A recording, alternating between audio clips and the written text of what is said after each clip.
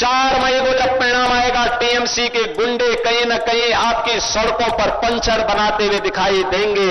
और इसीलिए मैं आज आया हूं आपसे कहने के लिए, लव जिहाद और लैंड जिहाद को पूरी तरह प्रतिबंधित किया गया है।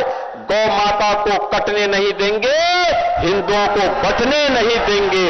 आज उत्तर प्रदेश के अंदर साकार रूप से दिखाई देता है। कोई वहां पे गौ माता की हत्या नहीं करेगा, और करेगा तो फिर भुगतेगा भी। कोई माफिया किसी व्यापारी को धमकी नहीं दे सकता, किसी गरीब की, किसी व्यापारी की संपत्ति पे कब्जा नहीं कर सकता। करेगा तो यूपी का बुलडोजर उसकी हड्डी पसली एक कर देगा। आज राम नाम की गूंज है यूपी में। हरे रामा हरे कृष्णा, कृष्णा कृष्णा हरे हरे, हरे रामा हरे कृष्णा, रामा रामा हरे हरे की गूंज आज पूरे यूपी के अंदर है। हर हर महादेव की गूंज है। नमः पार्वती पतिये हर हर। लेकिन जो बंगाल भारत को राष्ट्रगान और राष्ट्रगीत देने वाला है, मैं देख रहा था बड़ा बाजार में, मैं गया था कोलकाता में, टीएमसी के गुंडों ने गुरुदेव रविंद्रनाथ ठाकुर की विरासत की हवेली पे कब्जा करके वहां टीएमसी के झंडे लगा दिए। माननीय न्यायालय के आदेश से वो फिर हटाए गए। टीएमसी के गुंडे जगह जगह कब्जा करते हैं। लेकिन 23 अप्रैल को पहले चरण के मतदान के रुझान के बाद अब उनमें भय पैदा हुआ है। अब वे अपना ठिकाना ढूंढ रहे हैं। 4 मई को जब परिणाम आएगा, टीएमसी के गुंडे कहीं न कहीं आपकी सड़कों पर पंचर बनाते हुए दिखाई देंगे। और इसीलिए मैं आज आया हूं आपसे कहने के लिए,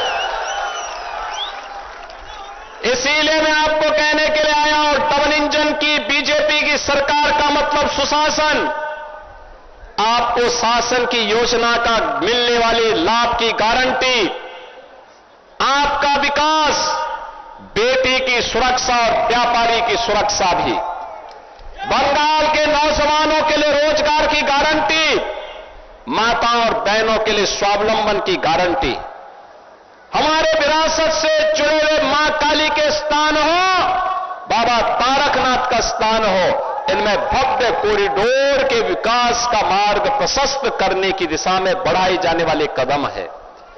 ये डबल इंजन सरकार के द्वारा जो अभियान प्रारंभ होते हैं, डबल इंजन सरकार में जय श्री राम बोलने पर प्रतिबंध नहीं होता, हर हर महादेव को बोलने में प्रतिबंध नहीं होता, लेकिन सड़कों पर इफ्तारी की दावत बंद जरूर हो जाती है।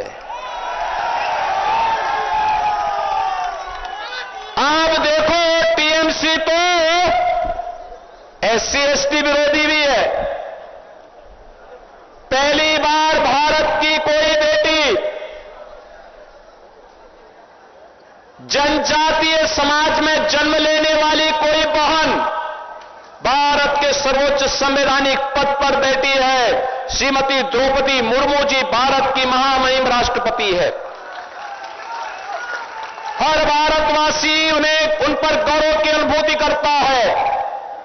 लेकिन जब वो बंगाल में आती है तो ममता दीदी प्रोटोकॉल का पालन नहीं करती, सम्मान नहीं देती है।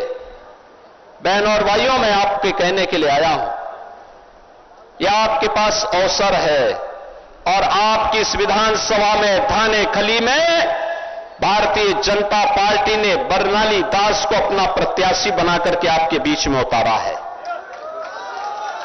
बहनों और भाइयों, मैं तो आपसे कहने के लिए आया हूं, मैं बंगाल के नौजवानों का आह्वान करने के लिए आया हूं कि बंगाल के अंदर अब खेला शेष, ए बार खेला शेष, ए बार